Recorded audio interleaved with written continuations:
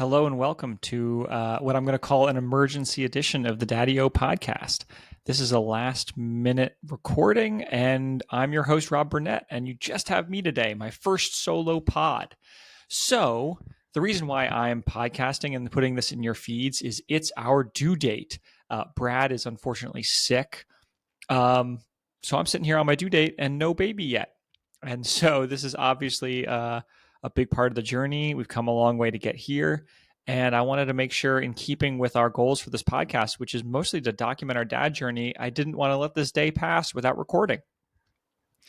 And so, first things first, what's a due date? It's a really interesting thing to get to a date where your baby's supposed to arrive and have them not arrive yet.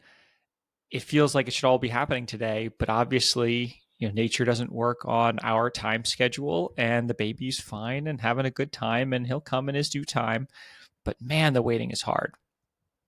So for any dads out there who are maybe have a pregnant wife or partner and are wondering and or have the due date fixed in their head, just know that it's an estimation.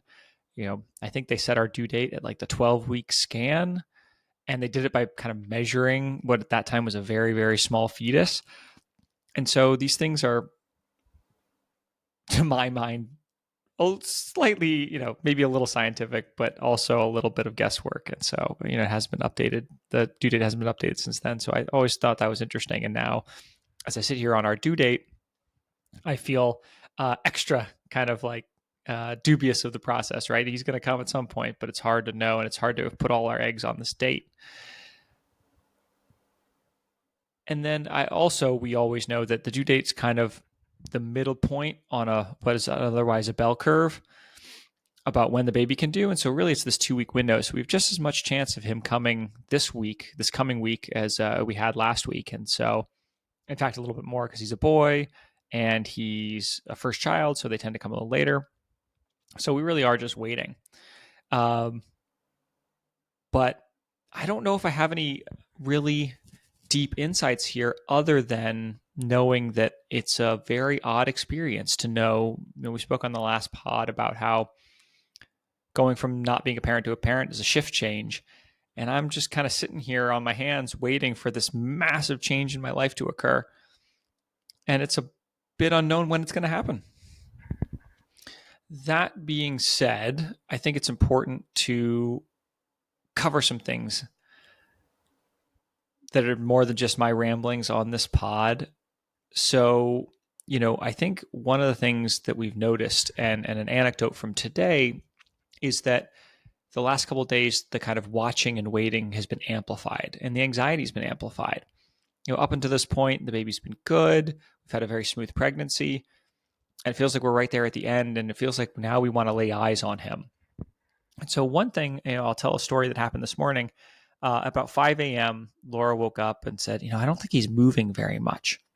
And our baby's been a very, very moving, very active baby in the womb. And we went back to bed and we were fine with it. And then we woke up again around 7 or 7:30 and said, oh, you know what? Usually he wakes me up and usually he's moving a lot. And one of the things our midwives always told us was kind of beware of decreased fetal movement. And so we spent some time in bed kind of wondering what should we do. And eventually here in the UK, there's a service called the Maternity Assessment Unit in the local hospital. And we called them up and they had us come in. And the lovely midwives there, shout out to them. They took really good care of us. They got us right in. And we spent about 2 hours with a break in between having our baby continuously monitored. They hook up 2 little probes to mom's belly and start recording the fetal heart rate and things like that.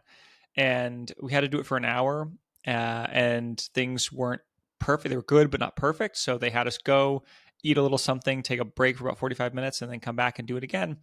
And at that point he passed with flying colors. So that was a big relief for mom and I. We were a little nervous. I think part of us knew that it was new parent jitters. So we've been joking that this was our first frantic trip to the hospital as nervous parents, and we did it before he's even born. And I think the lesson I've learned is that as you get to those due date, there's no doubt that the emotions and the nerves get amplified in a way I wasn't quite expecting. I expected to feel less nervous coming into the delivery about the baby itself. The delivery and labor has its own set of nerves, but I expected to feel like at this point the baby's good. He made it this far. He's robust. He'll be fine. But I find myself much more worried about him than I expected to be. I think there's a big feeling that we're just right there. I want to see him. I want to get him out. And so I think being aware of that is something that I'm learning. And then the second thing is it's a good lesson to learn, which is it was still the right thing to do for us to call and to go get things checked. The lesson someone could draw from this is, oh, don't worry, you're overreacting. But the amount of comfort and calm Laura and I got out of walking out of the appointment with the doctor's seal of approval saying, nope, he's good, he's healthy, massively helpful. And, Laura and I are keenly aware that, hopefully this next week she'll go into labor. Otherwise, she'll be induced, which is fine. But we'd like to go into labor on our own. And when you're nervous about your baby, it's really hard. Our understanding of labor is that, oxytocin and calm is what gets us ready to go. And instead, we've got a lot of anxiety and nerves, which is telling the body, oh, things aren't safe. We need to hold off. And so, one thing Laura's been doing is nesting and kind of building the cave, so to speak. She talks about having these intense feelings of kind of wanting to nest and wanting to kind of protect the cave and hide and kind of hunker down. And so giving ourselves peace of mind so that we can then go out and do that, I think has been really helpful. So anyone out there who's worried, call somebody. Very, very, very, very useful. Well, this is a short pod, but I think I'm going to leave it there. I'm going to, without Brad, I'm not going to do dad wins and dad fails.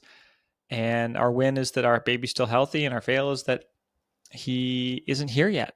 Hopefully there'll be at least one more pod here soon, hopefully with either heading into induction or on the flip side after the birth. But thank you all for listening. If there's anything you want to see, hear, read, email us at daddyopodcast.com. Please like and subscribe and follow us. We're trying to build something here, and we hope you enjoy it. Thanks, everybody.